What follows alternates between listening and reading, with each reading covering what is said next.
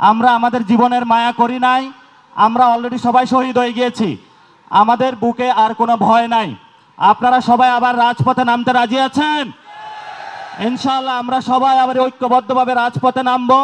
আওয়ামী লীগের খুনি হাসিনা, বিভিন্ন যারা মন্ত্রী রয়েছেন, ব্যবসায়ী গোষ্ঠী যারা হাসিনা রিজিমকে টিকিয়ে রেখেছেন, বিভিন্ন বুদ্ধিজীবী যারা, শিক্ষক যারা গত 15 বছরে আমাদের উপরে খুন গুম নির্যাতনের নৃশংস হত্যাযজ্ঞ চালিয়েছেন, আমরা তাদেরকে বিচারের কাঠগড়ায় নিয়ে আসতে হবে। গত 15 বছরে আমরা বিচারালয়ের বিভিন্ন জায়গায় দাঁড়ে দাঁড়ে ঘুরেছিলাম একটি বিচার পাওয়ার আশায়।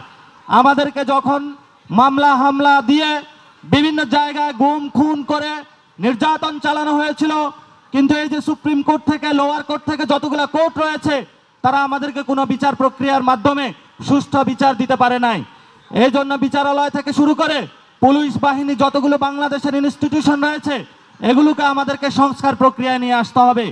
এই বিচার এবং সংস্কারের প্রশ্নে বাংলাদেশের মানুষ সকলকে একসাথে ঐক্যবদ্ধ হবে।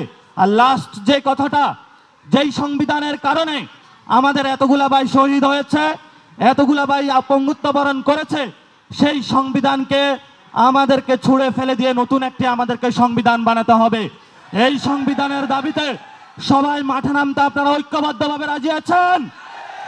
ইনশাআল্লাহ আমরা আগামীতে সংবিধান, নতুন একটি সংবিধান, গণপরিষদ, বিচার, সংস্কারের দাবিতে জাতীয় নাগরিক পার্টি এবং আমরা যারা ফ্যামিলি আহত, শহীদ যারা ফ্যামিলি রয়েছেন, পঙ্গুত্ব যারা বরণ করেছেন, ইনশাআল্লাহ আমরা মাঠে নামবো। রাজপথে লড়াইয়ে দেখা হবে। বাংলাদেশকে আর কেউ ভয় দেখাতে পারবে না। নতুন জাগরণ সৃষ্টি হয়েছে, এই জাগরণ চলবে। ইনশাআল্লাহ সবাই সাথে থাকবেন। আমরা দাবি জানাই সকল খুনের নির্দেশদাতা, জাতিসংঘের রিপোর্টেও যার সংশ্লিষ্টতার কথা এসেছে, ওই খুনি হাসিনা এখনো ভারতে বসে বাংলাদেশের বিরুদ্ধে নানাবিধ ষড়যন্ত্র করে যাচ্ছে। আমরা অন্তর্বর্তীকালীন সরকারের কাছে দাবি জানাই, আজ আহত এবং শহীদ পরিবারের পক্ষ থেকে আমরা দাবি জানাই, অতি দ্রুত শেখ হাসিনাকে দেশে ফিরিয়ে নিয়ে এসে বিচারের মুখোমুখি কাঠগড়ায় দাঁড় করাতে হবে। যদি শেখ হাসিনাকে বাংলাদেশে ফিরিয়ে নিয়ে আসা না যায়, তাহলে আন্তর্জাতিক পরিমণ্ডলে হলেও আন্তর্জাতিকভাবে শেখ হাসিনার মানবতা বিরোধী অপরাধের বিচার সম্পূর্ণ করতে হবে। এই বিচার প্রক্রিয়ার সঙ্গে বাংলাদেশের বিচার বিভাগ জড়িত, বাংলাদেশের সচিবালয় জড়িত, বাংলাদেশের সকল প্রতিষ্ঠানগুলো জড়িত। গত 54 বছর ধরে বাংলাদেশের প্রতিষ্ঠানগুলোকে ভঙ্গুর করে রাখা হয়েছে। এই প্রতিষ্ঠানগুলো জনগণের সেবাদায়ী প্রতিষ্ঠান হিসেবে থাকতে পারে নাই।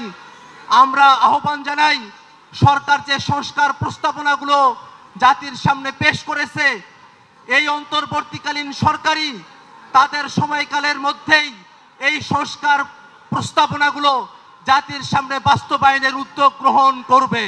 আমরা সরকারের কাছে দাবি জানাবো, কোন প্রকার ছলছাতুরির মধ্য দিয়ে, শুধুমাত্র নির্বাচনের আলাপের মধ্য দিয়ে সংস্কার এবং বিচারের যে দাবি, সেই দাবি থেকে জনতাকে পিছুপা করে রাখা সম্ভব নয়।